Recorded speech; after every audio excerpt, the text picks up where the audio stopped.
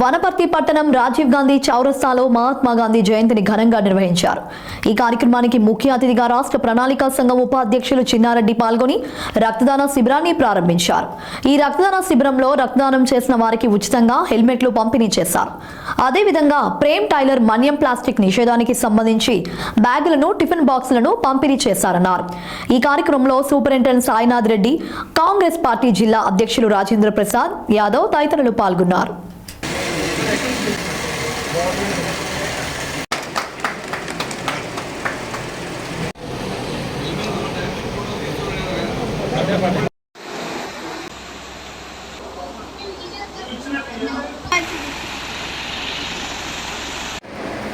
నానమోని మన్యం గారు అనేక కార్యక్రమాలు ఈ సమాజానికి ఉపయోగపడే కార్యక్రమాలు వారు చేయడం జరుగుతూ ఉంది.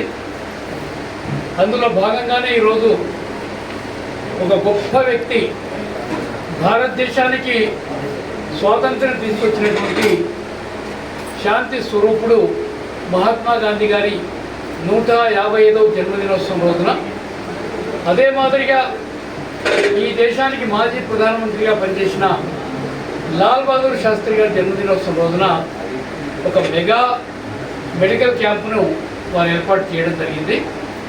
యువతను ప్రాణాలు రక్షించేటువంటి రక్తం దానం చేయడానికి వాళ్ళను ఉసిపల్పాలి, పురిపల్పాలి అనే ఉద్దేశంతో ఒక చిన్న ఆఫర్, మీరు రక్తం ఇస్తే నేను హెల్మెట్ దానం ఇస్తాను అనేటువంటి మాట వారు చెప్పడం జరిగింది.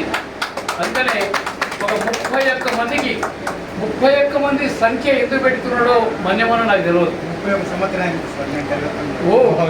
అదే మన్యమన్న 35 సంవత్సరాల క్రితం టైలర్గా ఉన్నాడు కాబట్టి మన్యమన్న ఇలా 31 హెల్మెట్లు 31 మంది రక్తం ఇచ్చే వాళ్ళ గురించి వారు ఇవ్వడం జరుగుతూ ఉంది.